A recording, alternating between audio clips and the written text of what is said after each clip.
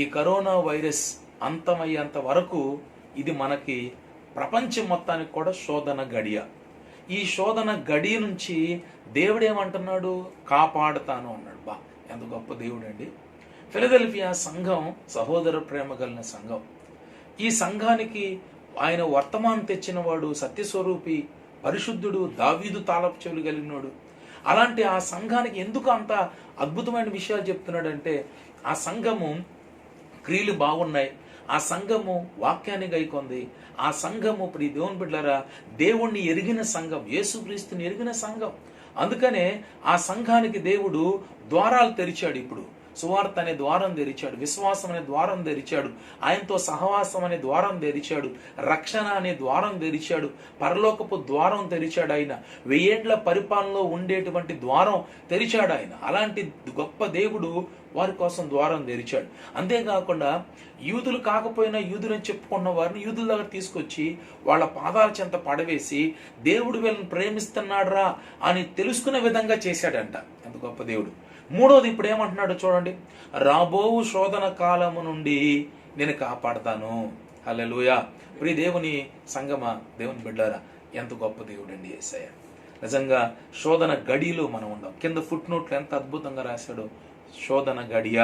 ప్రపంచం అంతా కూడా ఇప్పుడు మన రాష్ట్రమే కాదు, మన ప్రాంతమే కాదు, ప్రపంచం మొత్తం కూడా శోధన గడిలో ఉంది. ఇప్పుడు ఈ శోధన గడి నుంచి కాపాడేవాడు కావాలి. ఆయనే ప్రభు అని యేసుక్రీస్తు. ఆయనే లోకరక్షకుడు, ఆయనే నమ్మదగిన దేవుడు, ఆయనే నిజమైన దేవుడు, ఆయనే నిన్ను నన్ను ప్రేమిస్తూ మనలను ఈ శోధన గడి నుంచి కాపాడుతున్న దేవుడు. ఆయన నామాన్ని బట్టి నిజంగా మనం ఎంతగానో స్తుతులు స్తోత్రాలు చెల్లించవలసిన వారమై ఉన్నాం. రైట్. ఇప్పుడు ఆయన ఏమంటున్నాడు? శోధన కాలములో కాపాడుదును అంటున్నాడు. ప్రియ దేవుని బిడ్డలారా, బైబిల్లో చాలా స్పష్టంగా ఇలాంటి శోధన కాలము గురించి దేవుడు మాట్లాడుతూ వచ్చాడు. చూడండి, ఇర్మియా గ్రంథం 30వ అధ్యాయము 7వ వచనంలో ఒక మాట ఉంది. ఆ మాట ఆపద తెచ్చు దినం అంట. ఏ మాట అంటే అది ఆపద తెచ్చు దినం. చదవండి. అయ్యో ఎంత భయంకరమైన దినము, ఎంత భయంకరమైన దినము, అట్టి దినము మరి ఒకటి కాదు, అది యాకోబు సంతతి వారికి ఆపద తెచ్చు దినము. అయినను వారు దానిలో పడకుండా రక్షింపబడుదురు. హల్లెలూయా. ఇప్పుడు ప్రపంచం మొత్తానికి నిజంగా ఇది ఏ కాలం అంటే, ఏ దినం అంటే, ఏ గడియ అంటే ఆపద తెచ్చు దినమాట. అయితే అందులో వాళ్ళను పడకుండా దేవుడు ఏం చేస్తున్నాడంటే యాకోబు సంతతి వారిని రక్షిస్తున్నాడంట. చూడండి ప్రియ దేవుని బిడ్డలారా, నిజంగా ఈ గడియ నిజంగా ఆపద తెచ్చు గడియ, ఆపద తెచ్చు దినమే. అందరికీ ఆపదలో ఉన్నాం మనం. కానీ దేవుని బిడ్డలమైన మనందరం కూడా నిజంగా ఇలాంటి ఫిలదెల్ఫియా సంఘంలో ఉన్న లక్షణాలు కలిగి ఉండగలిగితే దేవుడు ఈ ఆపద తెచ్చు దినము నుంచి యూదా సంతతి వారిని రక్షించినట్లుగా మనల్ని కూడా, మన దేశాన్ని కూడా, మన రాష్ట్రాన్ని కూడా, ప్రపంచాన్ని కూడా దేవుడు రక్షించునుగాక. రెండవది మనం చూడగలిగితే ప్రియ దేవుని బిడ్డలారా, యోవేలు గ్రంథం 2వ అధ్యాయం 11వ వచనంలో ఆయన అన్నాడు ఒక మాట, అది యెహోవా దినము అన్నాడు. యెహోవా దినం చాలా భయంకరమైన దినం అట, యెహోవా దినము అన్నాడు. అలాగే మూడోది మనం చూస్తే ఇర్మియా గ్రంథం 30వ అధ్యాయము 23వ వాక్యాన్ని మనం చదవగలిగితే, ఇదిగో యెహోవా మహోగ్రతయు పెనుగాలి బయలుదేరుచున్నది, అది గిరగిరా తిరుగు నేను చదువుతున్నాను వినండి జాగ్రత్తగా. గిరగిరా తిరుగు సుడిగాలి, అది దుష్టుల మీద పెళ్ళున దిగును. చూసారండి ప్రియ దేవుని బిడ్డలారా, ఇప్పుడు ఇదే ఇర్మియాతో దేవుడు మాట్లాడుతున్నాడు. ఇది ఏ దినం అంటే యెహోవా మహోగ్రత దినం అంట. ఎవరి మీద పడుతుంది? ఇది దుష్టుల మీద పెళ్ళుమని పడతా ఉందంట. నిజమే ప్రియ దేవుని బిడ్డలారా, దేవుని వాక్యం చాలా సెలవిస్తుంది. ఏస్కేలుతో దేవుడు మాట్లాడాడు, దేశమా దేశమా యెహోవా మాట వినుమా అన్నాడు.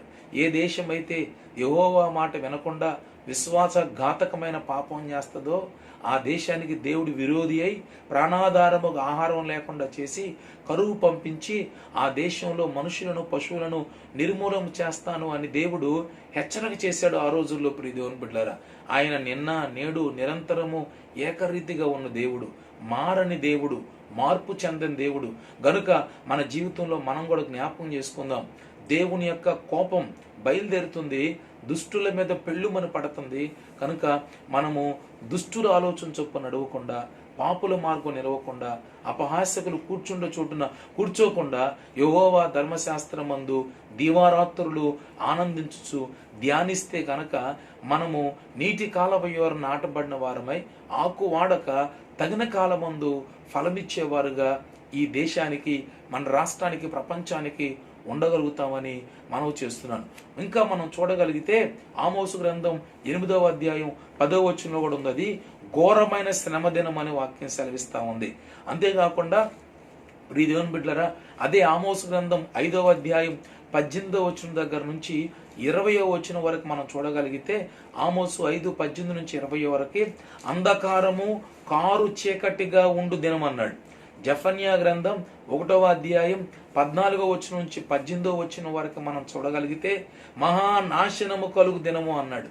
మహానాశనం నిజంగా చూడండి, ఎన్ని వేల మంది చనిపోతున్నారు ప్రపంచంలో, వేల కొద్ది. ఇటలీలో ఇప్పుడు అమెరికా ఎక్కువైపోయింది, చైనాని మించిపోయితే మరణాలని భయపడుతున్నారు, ఇటలీని మించిపోతుంది మరణాలని చెప్పి అమెరికా. ప్రియ దేవుని బిడ్డలారా, మనుషులు చనిపోవాలని చెప్పి ఎవరు ఇష్టపడలేదు. కానీ మనందరం కూడా శ్రమ దినాల్లో ఉండాం, శోధన గడియలో ఉండాం. ప్రభు అంటున్నాడు, ఈ శోధన గడియ నుంచి నేను మిమ్మల్ని కాపాడుతాను అంటున్నాడు. ఎంత గొప్ప దేవుడు అండి ఆయన, ఎంత శ్రేష్టమైన దేవుడు, ఎంత మంచి దేవుడు. ఇంకా మలాకి గ్రంథం 3:2లో కూడా మనం చూడగలిగితే ఆయన వచ్చు దినము అన్నాడు. ఆయన వచ్చే దినం నిజమే. యేసు ప్రభు వారు వచ్చేటప్పుడు ఎంత ఎంత ఉపద్రవాలు ఉంటాయో మనం మత్తయి సువార్త 24వ అధ్యాయంలో ప్రభువారు తన శిష్యులకు చెప్తూ ఆయన అన్నాడు, జనం మీద జనము లేస్తారని, రాజ్యం మీద రాజ్యం లేస్తుందని, కరువులు వస్తాయి, భూకంపాలు వస్తాయి అని, అలాగే ప్రియ దేవుని బిడ్డలారా యుద్ధాలు జరుగుతాయని, ఎన్నో తెగుళ్ళు ఇలాంటివన్నీ కూడా వస్తాయని ప్రభువారు వచ్చే సమయానికి మనం అందరం కూడా మనం వాక్యంలో చదువుతూ వస్తున్నాం. కనుక ఇలాంటి ఈ శోధన దినము నుంచి ప్రభువారు ఏమన్నాడంటే ఈ ఫిలదెల్ఫియా సంఘాన్ని కాపాడుతాను అన్నాడు. అందుకే చూడండి, అక్కడ ఒక్కసారి మరలా నేను చదువుతున్నాను. ప్రకటన గ్రంథం 3వ అధ్యాయం 10వ వచనం. నీవు నా ఓర్పు విషయమైన వాక్యమును గైకొంటివి గనుక భూనివాసులను శోధించుటకు లోకమంతటి మీదికి రాబోవు శోధన కాలములో నేనును నిన్ను కాపాడెదను. సో ఇప్పుడు దేవుడు ఏం చేస్తున్నాడంటే ఈ సంఘాన్ని ఆయన శోధన కాలం నుంచి కాపాడుతా వస్తున్నాడు. సో ఇలా చెప్పాడు కదా అని చెప్పేసి ఈ సంఘం ఏమన్నా చక్కగా సంకలు కొట్టుకుంటా మనలాగా అధికారులు చెప్పినా కూడా లెక్క చేయకుండా రోడ్లమ్మడి తిరుగుతున్నారా అంటే లేదు. ప్రియ దేవుని బిడ్డ, ఇలా చెప్పినా కూడా మంచి మాటలు చెప్పాడు దేవుడు మన గురించి, మంచి ఫలాలు మనకిచ్చాడు. మనల్ని ఆయన ఏమన్నాడంటే మన ఎదుటి తలుపులు తీశాడని చెప్పాడు. యూదులు కాకపోయినా యూదుల్ని మన కాళ్ళ దగ్గర తీసుకొచ్చాడు. దేవుడు వీళ్ళని ప్రేమిస్తున్నాడ్రా అని చెప్పి వాళ్ళు తెలుసుకునే విధంగా చేశాడు. ఇలా చేశాడు. అంతేకాకుండా శోధన కాలం నుంచి తప్పిస్తున్నాడు, రక్షిస్తున్నాడు అని చెప్పి వాళ్ళు సంతోషంగా ఆనందంగా అలా ఉన్నారా అంటే అలా చెప్పినా కూడా దేవుడు ఏం చేశాడు తెలుసా ప్రియ దేవుని బిడ్డలారా? 5వ మాట చెప్తున్నాను వినండి, వాళ్ళని హెచ్చరిక కూడా చేశాడు దేవుడు. సో ఇప్పుడు 5వ విషయం మనం తెలుసుకుందాం. మొదటి విషయం ఏమో ఫిలదెల్ఫియా సంఘం అంటే ఏంటో తెలుసుకున్నాం. రెండవది ఈ సంఘానికి వర్తమానం అందించిన వారి లక్షణాలు తెలుసుకున్నాం. మూడవది ఈ సంఘం యొక్క లక్షణాలు మనం తెలుసుకున్నాం. నాలుగవది ఈ సంఘానికి ఉన్న ఈ లక్షణాలు బట్టి దేవుడు ఆ సంఘానికి ఇచ్చిన ఫలితం మనం తెలుసుకోగలిగాం. ఇప్పుడు ఈ సంఘానికి కొన్ని హెచ్చరిక చేస్తున్నాడు. ఏంటి హెచ్చరిక అని మనము చూడగలిగితే 11వ వచనం చదువుతున్నాను, జాగ్రత్తగా వినండి. ప్రకటన గ్రంథం 3వ అధ్యాయం 11వ వచనం చదువుతున్నాను, వినండి. నేను త్వరగా వచ్చుచున్నాను, ఎవడును నీ కిరీటము అపహరింపకుండానట్లు నీకు కలిగిన దానిని గట్టిగా పట్టుకొనుము. దేవునికి స్తోత్రం. సో దేవుడు హెచ్చరిక చేస్తున్నాడు ఏమని, ఇదిగో నేను నీ ముందు తలుపులు తెరిచా కదా అని చెప్పి రిలాక్స్ అవ్వకో. నేను నీ దగ్గరికి నీ శత్రువుని తీసుకొచ్చి నీ పాదాల చెంత పడేసి దేవుడు యూదుల్ని ప్రేమిస్తున్నాడు అని తెలియజేసే విధంగా చెప్పానని చెప్పేసి చాలా కూల్గా రిలాక్స్ అయి ఉండబాక. అంతేకాకుండా నేను రాబోతున్న శోధన గడి నుంచి, కాలము నుంచి నిన్ను కాపాడుతానని చెప్పా కదా, అందుకని పర్లేదులని చెప్పేసి నువ్వు చాలా రిలాక్స్ అవ్వద్దు. నేను నీకు హెచ్చరిక చేస్తున్నా, ఇదిగో నేను త్వరగా వచ్చుచున్నాను అన్నాడు. దేవునికి స్తోత్రం. సో ప్రియ దేవుని బిడ్డలారా, నిజంగా ఈ గడియలు చూస్తుంటే ప్రభువారు త్వరగా మేఘాల మీద వచ్చేటువంటి గడియలే. సువార్త అందని గడియలు ఇవి. ఎక్కడ చూసినా సభలు ఆగిపోయినాయి, చర్చెస్ క్లోజ్ అయిపోయినాయి. దేవుని యొక్క రాకడ కూర్చున్నటువంటి హెచ్చరిక చేసేవారు లేరు. సంఘాల్లో వాక్యం వినపడతలేదు, వీధుల్లో వాక్యం వినపడటలేదు. ప్రియ దేవుని బిడ్డలారా, జ్ఞాపం చేసుకోండి, సువార్త అందని పరిస్థితుల్లో మనం అందరం ఉన్నాం. కనుక ఇవన్నీ మనం గమనించుకొని ప్రభువారు త్వరగా మేఘాల మీద వస్తున్నాడు అని మనం ఏం చేయాలంటే ఆయన రాకడ కొరకు సిద్ధపడతా ఉండాలి. అందుకే ఈ ఫిలదెల్ఫియా సంఘంతో ప్రభువు మాట్లాడుతూ హెచ్చరిక చేస్తున్నాడు, చాలా రిలాక్స్ అవుతావేమో, రిలాక్స్ అవ్వద్దు, ఇదిగో నేను త్వరగా వస్తాను. ఇదిగో నేను త్వరగా వస్తానంటే జాగ్రత్తగా ఉండు, కేర్ఫుల్గా ఉండు, ప్రార్థనాపూర్వకంగా ఉండు, పరిశుద్ధత కలిగి ఉండు, ప్రార్థనాపూర్వకంగా ఉండు, నిత్యము నాతో సహవాసం కలిగి దైవ ధ్యానంలో ఉంటూ దేవుని యొక్క రాకడ కొరకు ఎదురు చూస్తూ ఉండు అని మనము అర్థం చేసుకోవాలి. సో త్వరగా వస్తున్నాడు, ఇప్పుడెక్కడ వస్తాడులే అని అనుకున్నావా? ఆయన అన్నాడు దొంగ వలే వస్తాడు. దొంగ ఎప్పుడు చెప్పి రాడు, చెప్పి వస్తాడా అంటే ఆయన ఎప్పుడు చెప్పి రాడు దొంగ. నేను మీ ఇంటికి వస్తున్నానండి, తలుపులు తీయండి, మీ బీరువా తాళాలు ఇవ్వండి, డబ్బులు మీరు చక్కగా ప్యాక్ చేసి ఇచ్చి నన్ను ప్రార్థన చేసి పంపించను అంటాడా అంటే అలా అండో. వాడు ఎప్పుడు వస్తాడో తెలియదు, ఎప్పుడు కన్నం వేస్తాడో తెలియదు, ఎప్పుడు దోసుకెళ్తాడో తెలియదు, అడ్డొచ్చిన వాళ్ళు చంపేస్తాడు కూడా. అందుకే ఇప్పుడు ఈ దేవుని బిడ్డలారా, యేసు ప్రభు వారు ఎప్పుడు వస్తాడో తెలియదు కనుక మనము మెలకువగా ఉండి ప్రార్థన చేయవలసిన సమయం. సో సంఘంతో హెచ్చరిక చేస్తూ నేను త్వరగా వస్తున్నాను అని చెప్పటమే కాకుండా ఆయన ఇంకో మాట అన్నాడు. ఏంటది? ఎవడును నీ కిరీటమును అపహరింపకుండునట్లు నీకు కలిగిన దానిని గట్టిగా పట్టుకో. రెండో మాట ఏమన్నాడు? ఎవడు కూడా నీ కిరీటాన్ని అపహరించుకోకుండా, దొంగిలించకుండా నీకు కలిగిన దాన్ని గట్టిగా పట్టుకో. ఇప్పుడు ఈ సంఘానికి ఏం కలిగిందంటే ఓ మంచి కిరీటం కలిగి ఉంది కనుక ప్రియ దేవుని బిడ్డారా, ఎవడు కూడా దాన్ని దొంగిలించకుండా జాగ్రత్త కాపాడుకో. చివరి దినాల్లో రక్షణని మనం కాపాడుకోవాలి, మన ప్రార్థనా జీవితాన్ని కాపాడుకోవాలి, పరిశుద్ధతను మనం కాపాడుకోవాలి. ప్రభు రాకడ కొరకు మనం సిద్ధపడుతూ మన యొక్క ఆత్మీయ జీవితాన్ని కాపాడుకుంటూ అనేక మంది ఆత్మీయ జీవితాలను కూడా కాపాడే విధంగా ఉండాలి. మనము సిద్ధపడుతూ అనేక మందిని సిద్ధపరిచే విధంగా కూడా మనము ఉండాలి. ప్రియ దేవుని బిడ్డలారా, కాపాడుకోవాలి. మనకు దేవుడిచ్చినటువంటి రక్షణ, దైవ సాన్నిధ్యం, అలాగే ప్రార్థనా జీవితం, మోకాడి జీవితం, ఉపవాస జీవితం, ప్రతిదీ కూడా మనము అపవిత్రులం కాకుండా కాపాడుకోవాలి. ఏశావు ఉన్నాడు, యాకోబు చిక్కుడుకాయ కూర వండగానే ఆకలితో ఉన్నాడు. ఏశావు వెళ్ళి నాకు అన్నం, అరే చిక్కుడుకాయ కూర ఎవరా అంటే యాకోబు ఏమన్నాడు తెలుసా? నాకు నీ జ్యేష్ఠత్వాన్ని ఇచ్చేస్తే నేను చిక్కుడుకాయ కూర ఇచ్చేస్తా అన్నాడు. జ్యేష్ఠత్వం నాకెందుకో తీసేసుకో, నాకు అది పెట్టు అన్నాడు. ఒక్క పూట ఆహారం కోసం, తిండి కోసం తన జ్యేష్ఠత్వాన్ని అమ్మివేసినటువంటి ఏశావు లాంటి భ్రష్టుడు, ప్రభు భ్రష్టుడు అన్నాడు. నిజంగా ఈ రోజున చర్చెస్ లేవు, ఆరాధన లేదు, సంఘాలకి వెళ్ళటల్లా, రోకొడికి లేవు, వాడకొడికి లేవు, ఆదివారం ఆరాధన లేదు, అలాగే సువార్త కొడుకులు వెళ్ళటం లేదు, మనల్ని ఎవరు హెచ్చరిక చేయట్లేదులే అని చెప్పేసి మనం ఇష్టానుసారంగా ఉన్నాం అనుకోండి, ఆయన త్వరగా వస్తున్నాడు, నీకు కలిగిన నువ్వు గట్టిగా పట్టుకోలేదా, కాపాడుకోలేదా, మేబీ నరకానికి వెళ్ళిపోతావేమో, ఎత్తబడవేమో, 666 ముద్ర తప్పదేమో. కనుక ఇప్పుడు దేవుని బిడ్డలారా, ఇలాంటి శోధన గడిలో ఉన్న మనము మనకు కలిగిన దాన్ని మనం కాపాడుకోవాలి. కానీ ఏశావుకి తాను దేవుడిచ్చినటువంటి జ్యేష్ఠత్వాన్ని అతను కాపాడుకోలేకపోయాడు, అమ్మేసుకున్నాడు, ఇచ్చేసాడు.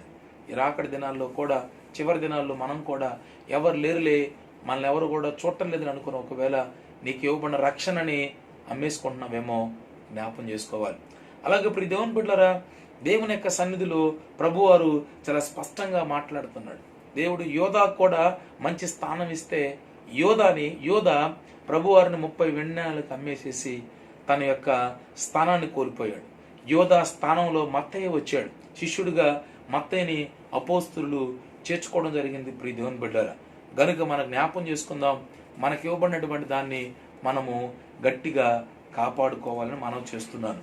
అది రక్షణే కావచ్చు, నీకు ఇవ్వబడిన వాగ్దానమే కావచ్చు, నీకు ఇవ్వబడిన రక్షణ పరిశుద్ధమైన జీవితం కావచ్చు, అలాగే ఏదైనా కావచ్చు, ఉపవాసం కుడికలు ఏదైనా కావచ్చు, దేవుడు నీకు ఇచ్చిన దాన్ని వరాలు కానీ కృపలు కానీ దాన్ని కాపాడుకోవటం చాలా మంచిది అని మనం చేస్తున్నాను. రైట్, 6వ మాట తెలియచేస్తున్నాను, జాగ్రత్తగా వినండి. 6వది, ఈ సంఘానికి దేవుడు వాగ్దానాలు దయచేశాడు. 5 వాగ్దానాలు ఈ సంఘానికి ఇచ్చాడు. తెలుసా మీకు? 12వ వచనంలో మనము చూడగలిగితే, నేను చదువుతున్నాను, జాగ్రత్తగా వినండి. జయించు వానిని నా దేవుని ఆలయములో ఒక స్తంభముగా చేసేదను, అందులో నుండి వాడు ఇక మీదట ఎన్నటికిని వెలుపలికి పోడు, మరియు నా దేవుని పేరును పరలోకములో నా దేవుని యొద్ద నుండి దిగి వచ్చుచున్న నూతనమైన యెరూషలేమును, నా దేవుని పట్టణపు పేరును, నా క్రొత్త పేరును వాని మీద వ్రాసెదను. హల్లెలూయా. సో చూడండి ప్రియ దేవుని బిడ్డలారా, 5 వాగ్దానాలు దేవుడు ఇక్కడ వ్రాయించి పెట్టాడు. ఈ సంఘానికి ఎంత గొప్ప వాగ్దానం ఇస్తున్నాడు. ఆ 5 వాగ్దానాలు చెప్తున్నాను, జాగ్రత్తగా వినండి. 1, దేవుని ఆలయంలో ఒక స్తంభంగా చేస్తా. దేవుని మందిరంలో, దేవుని సన్నిధిలో ఒక స్తంభంగా మనం ఉండాలి. మనం ఉండగలిగినప్పుడు ఒక స్టెఫెన్ లాగా, అలాగే ఒక దయత్రేఫే లాగా మనము దేవుని సంఘంలో ఉండాలి. ప్రియ దేవుని బిడ్డలారా, ఒక అకుల ప్రిస్కిల్ల లాగా దేవుని సంఘంలో మనం ఉండాలి. ఒక ఫీబే లాగా దేవుని సంఘం కోసం మనము పనిచేసే వారికి ఉండాలి. అపోస్తలుడైన పౌలు కూడా చాలా మంది గురించి ఎంతో అద్భుతంగా చక్కగా చెప్పాడు. కనుక సంఘం చాలా ప్రాముఖ్యమైనది. కనుక సంఘంలో ఒక స్తంభంగా మనం ఉండగలగాలి. ఇక్కడ సంఘంలో స్తంభంగా ఉండగలిగితే అక్కడ కూడా దేవుడు మనల్ని స్తంభంగా చేస్తాడు.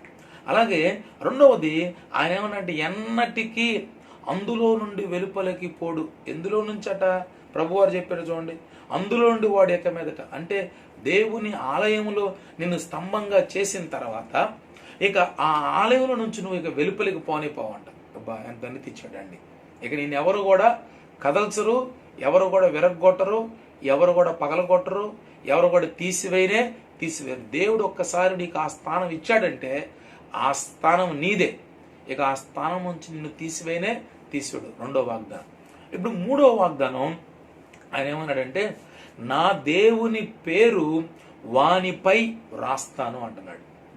ఆ దేవుని పేరు, ఆయన ఎవరు? రాజులకు రాజు, ప్రభులకు ప్రభు, సర్వాధికారి, సర్వంతర్యామి, సర్వజ్ఞుడు ఆయన, సర్వ సృష్టికర్త ఆయన, నిన్న నేడు నిరంతరం ఏకరీతిగా ఉండే దేవుడు ఆయన, ఇశ్రాయేలు సైన్యములకు అధిపతి అయిన యెహోవా ఆయన పేరు, మహావృద్ధుడు ఆయన, మర్మములు బయలుపరచగల దేవుడు ఆయన, ఆయన మహనీయుడు, ఆయన మహోన్నతుడు, సర్వోన్నతుడు, ఆశ్చర్యకరుడు, ఆలోచనకర్త, నిత్యుడగు తండ్రి, బలవంతుడైన దేవుడు ఆయన, సమాధాన అధిపతి ఆయన. అలాంటి గొప్ప దేవుని యొక్క పేరు ఈ సంఘంలో ఎవరైతే ఆలయంగా ఉంటున్నారో, దేవుని సన్నిధిలో ఆలయంలో ఒక స్తంభంగా, ఆ వ్యక్తి పైన దేవుడు ఆ తండ్రి యొక్క పేరు రాస్తానంటున్నాడు. ఎంత గొప్ప వాగ్దానం దేవుడు ఇస్తున్నాడు చూడండి ప్రియ దేవుని బిడ్డలారా. అలాగే మనము 4వది గమనించగలిగితే, అక్కడ నూతనమైన యెరూషలేమును, నా దేవుని పట్టణము పేరు వాని మీద రాస్తా. ఇప్పుడు 1 అతని మీద దేవుని పేరు, 2వది ఇప్పుడు అతని మీద ఆ నూతన యెరూషలేము యొక్క పట్టణం పేరు రాస్తానంటున్నాడు. దండితండి, హల్లెలూయా.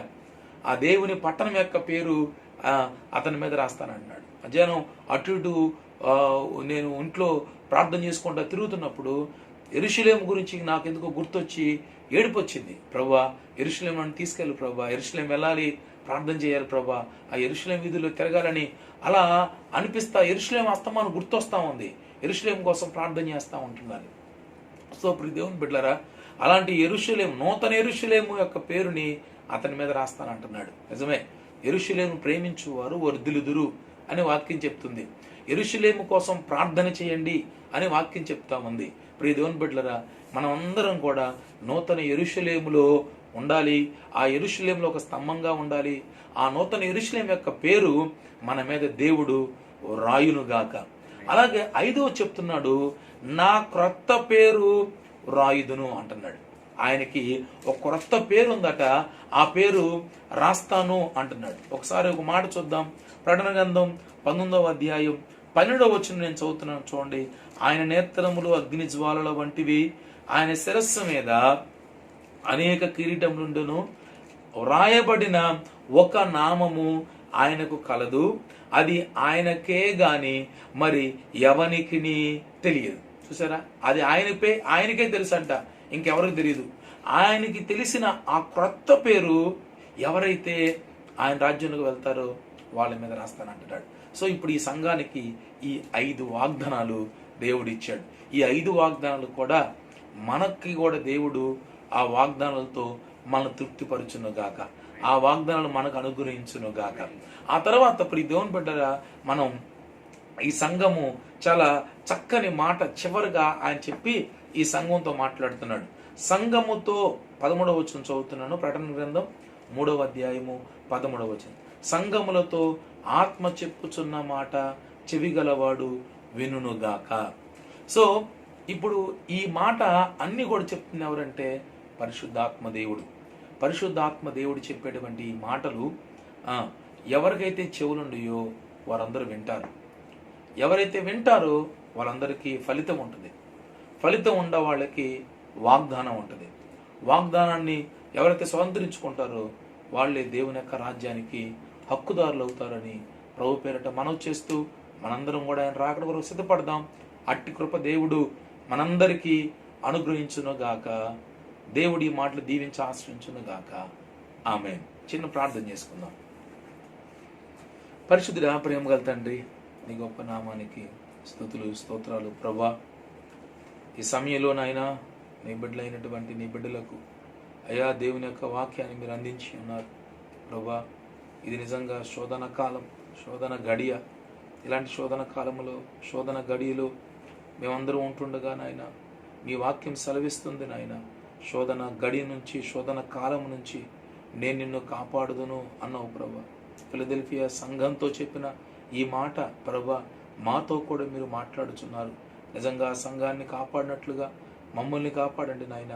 మా రాష్ట్రాన్ని కాపాడండి నాయన. మా భారతదేశాన్ని కాపాడండి నాయన. అలాగే ప్రపంచం మొత్తాన్ని కాపాడండి ప్రభా. నిజంగా కాపాడే లోకరక్షకుడు నీవే, కాపాడే దేవుడు నీవే నా ప్రభా. నీవు తప్ప అయ్యా ఎవరు లేరు నా ప్రభా. దయచేసి నా తండ్రి ఈ భయంకరమైనటువంటి వైరస్ నుంచి ప్రపంచాన్ని రక్షించండి నాయన. కోడి తన పిల్లలను రెక్కల కింద కాపాడినట్లుగా అయ్యా కాపాడండి ప్రభా. నీ కొందనాలు ఇశ్రాయేలు ప్రజలను పగల మేఘస్తంభంగా, రాత్రి అగ్నిస్తంభంగా కాపాడినట్లుగా కాపాడండి ప్రభా. అయ్యా అదిగో నా తండ్రి ఇశ్రాయేలు ప్రజలు నా ప్రభా యేసయ్యా కంటికి రెప్పలా కాపాడావు నాయన. ఇశ్రాయేల్ని కాపాడవాడు కొనుకోడు నిద్రపోడు అని చెప్పావయ్యా. నిజంగా కొనుకక నిద్రపోక అయ్యా కాపాడండి ప్రభా. నీ కొందనాలు దుష్టుల మీదకు నా ప్రభా మీ మహోగ్రత పెళ్ళుమని దిగుతుందని చెప్పావు నాయన. ఇదిగో పరిశుద్ధాత్మదేవ మీరు క్షమించండి నాయన. ఆ రోజున నా ప్రభా సొదొమ గొమొర్రా పట్టణాల మీదకు నా ప్రభా అయ్యా మీ ఉగ్రత కుమ్మరించబడినప్పుడు అబ్రాహాం ప్రార్థన చేశాడయ్యా. 50 మంది నీతిమంతులు ఉంటే కాపాడతావా? 40 మంది ఉంటే కాపాడతావా? 30 మంది ఉంటే కాపాడతావా? 20 మంది 10 మంది ఉంటే కాపాడతావా నా తండ్రి అని అబ్రాహాము బ్రతినాడాడు ప్రభా. 10 మంది ఉన్నా కాపాడతాను. అయితే ఆ పట్టణంలో అంతమంది కూడా నీతిమంతులు లేరు నాయన. అందుకే ఆ పట్టణాలను నా ప్రభా అగ్నితో దహించి వేసావయ్యా. ఇదిగో నేను ప్రపంచంలో అనేక మంది నీతిమంతులు ఉన్నారు నాయన. అనేక మంది ప్రార్థనా పరులు ఉన్నారు అయ్యా. అనేక మంది భక్తి పరులు ఉన్నారు ప్రభా. అనేక మంది పరిశుద్ధులు ఉన్నారయ్యా. మీ కొరకు పరితపిస్తున్న వారు ఉన్నారు నాయన. ప్రభా శోధన కాలం నుంచి నాయన అయ్యా నీ బిడ్డల మమ్మల్ని అందరిని కూడా కాపాడండి అయ్యా. మమ్మల్నే కాదు ప్రభా